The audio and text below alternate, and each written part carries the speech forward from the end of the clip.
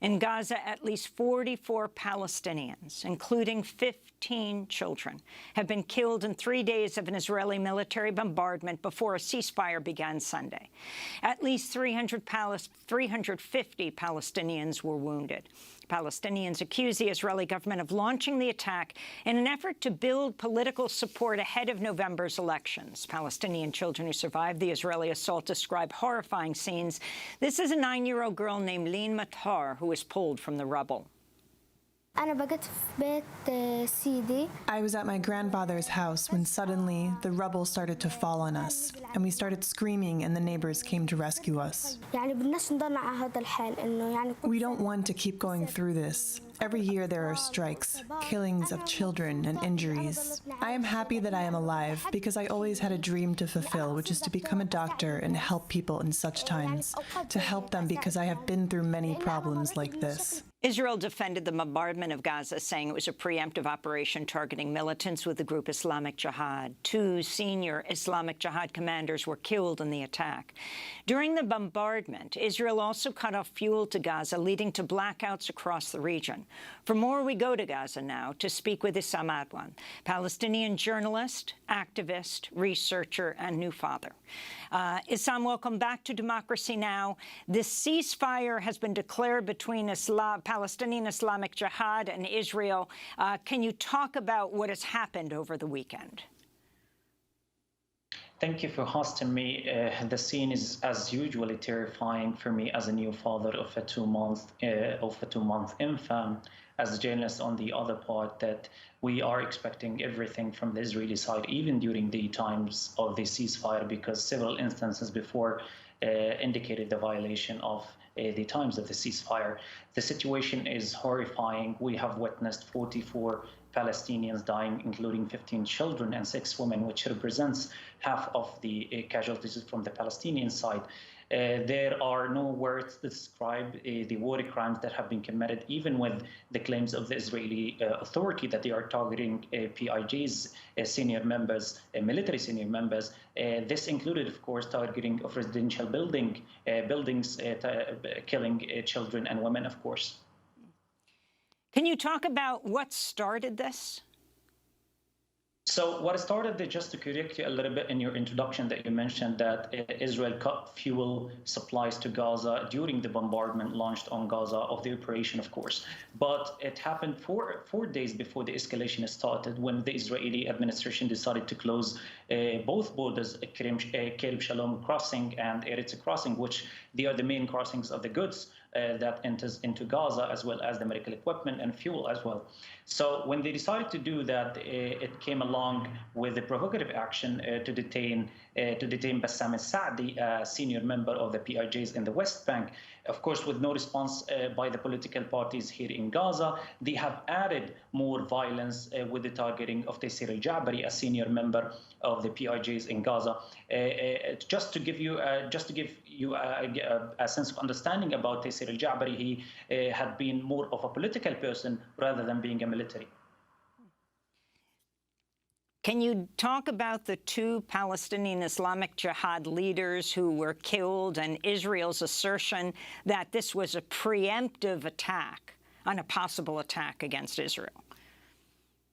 I don't know how to describe this properly, but what a preemptive attacks when included that the international laws, especially the international humanitarian laws, which prohibit targeting buildings and areas which contains hundreds of civilians. We're talking about Gaza. That is about 365 square kilometers, where 2 millions of people are put, with an intentional policy to suffocate every norms of their existence. So how you can possibly target senior members of the PIJs? And as I stated before, they were more of political persons rather than being military. So significantly saying that they were not of a great threat to the Israeli administration. But following what has been happening inside, the dispute happening inside the Israeli administration ahead of the pre-elections coming in the future, that they are using the Palestinian blood to promote a campaign for certain individuals, especially with the decreasing of the public support provided to Lapid and Gantz in particular during the run of the current government. Talk about the Israeli elections coming up in November and how you feel they weigh in here. It's actually the same. No matter who runs the Israeli government, it's always the same, with the same policy to suffocate the Gaza Strip. We're talking about 15 years of blockade. This blockade killed every existence of people living in Gaza. And there were several individuals running the Israeli government of different opinions and different views and different policies to deal with Gaza. But all the policies were met on a one goal, that the Palestinians in Gaza do not deserve to live a normal life. This extent leads us to think that this change inside the Israeli government is just a minor change, just an apparent change of who's leading the government, but the policy remains the same, either being a right wing or a left wing of Israelis. Now talk about the situation in Gaza. What does it mean to have the blackout and the number of casualties? What's the latest figure? We heard 44, more than a third of them children, over 300 people injured. What's happening in the hospitals, and how do you get these figures? Yes, as I mentioned, as I highlighted before, that the Israeli administration implemented the closure of the Gaza Strip 4 days ahead of the operation starts in Gaza, including a shortage, including blocking the entrance of fuel, which is Gaza mainly depends to run 8 hours a day in the normal cases. With the shortage of the fuel, of course, it hugely influenced the capacity of the hospitals to treat those injuries, and also to put those dead people in the proper places. This is an indicator of a harsh policy that the Israeli administration has been dealing with Gaza. And I don't know how to describe this in a human side level, because even to me personally, I have experienced because the media mainly focusing on Gaza whenever there are hundreds of people dying, hundreds of houses bombed. But there are other times during these 15 years of blockade, people are dying because of the poverty. People are dying because of the lack of hope, lack of job opportunities. And that is what the media is neglecting to cover on the situation of Gaza. Israel and the Palestinian Islamic Jihad agreed to a Cairo-mediated truce after 3 days of intense rocket attacks by Israeli forces. Now for sure we have reached a deal, and there is an Egyptian commitment to release the prisoners Khalil Awada and Bassam Asadi as soon as possible from the Israeli jails. We announced ceasefire by 11:30, and we welcome the Egyptian efforts that were made to end this battle. That's an Islamic Jihad spokesperson, Issam Adwan. Can you talk about Egypt's involvement here and where you think this is going at this point? Yeah, as I said before, the ceasefire is never a safe solution for the people of Gaza, because it moves no tangible improvements on the situation of Gaza. Of day by day, and from a war to war, especially the wars of 2008, 12, 14, and 2021, and this current one, the infrastructure of Gaza is hugely damaged. The medical expertise and equipment are barely found. So the solution and the ceasefire that happened between BIJs and the Israeli side, there were three conditions revealed from the Egyptian mediation, who has been positively in the process. That first, to release Sheikh Bassam al-Sa'di, who was detained by the Israeli government in the previous days heading of the escalation, and releasing the Palestinian President Khalil Awad, who has been in a hunger strike for more than 100 days with an intentional medical negligence, to transfer him to medical care systems. Those demands, they are indications of how much the situation is worsening day by day. And that's why the situation is not improving, and people do not feel safety, because Israel can determine a new round of escalation throughout assassinating a valuable target, as they claim, despite the fact that even the Israeli media outlets, they do not recognize this as a big of achievement, the killing, and I mean by that the killing of Mansour and Taysir al-Jabari. As I said before, they were more of a political targets rather than being a military. So there is no significant achievement recognized, but the Israeli government keeps bragging about it.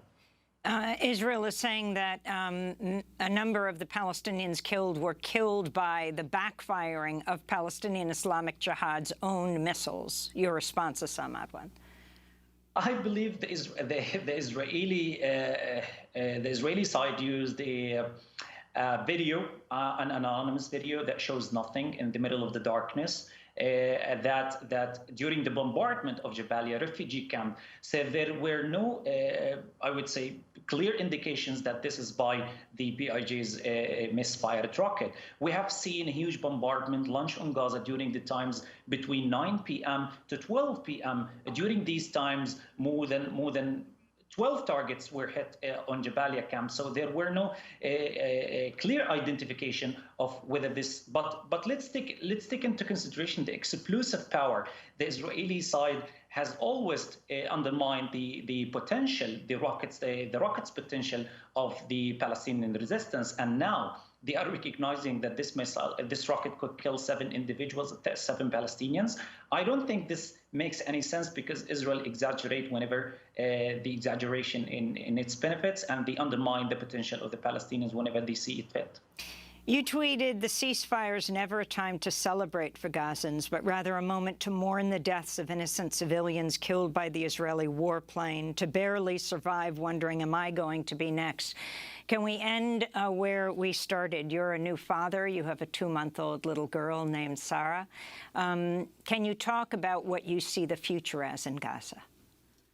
It's really terrifying during thinking about it all the years, even before Sarah came to my life, that I have a huge sense of guilt that I brought her into life. It's really pessimist to talk about it, but inside of me, it eats me alive that I brought a child into a situation that never rested. I was born in 1993, lived my entire life under the direct occupation, and for the past 15 years, I have been denied the majority of my rights, including the right to have a proper education outside or medication in cases of illness. So imagining the situation applies to my daughter Sarah is terrifying me the most, because being a journalist and being hugely exposed to cases of slaughtering children and women, it keeps echoing in my mind, it keeps echoing in my heart, and it eats me from inside. That is it going to be next? And if it's not me, it could be my Sarah. Issam Adwan, we want to thank you for being with us, Palestinian journalist, activist, and researcher, joining us from Gaza. Next up, we go to Colombia, where the newly inaugurated President Gustavo Petro is ushering in a new political era with Francia Marquez Mina, the first Afro-Colombian woman to be elected vice president. Stay with us.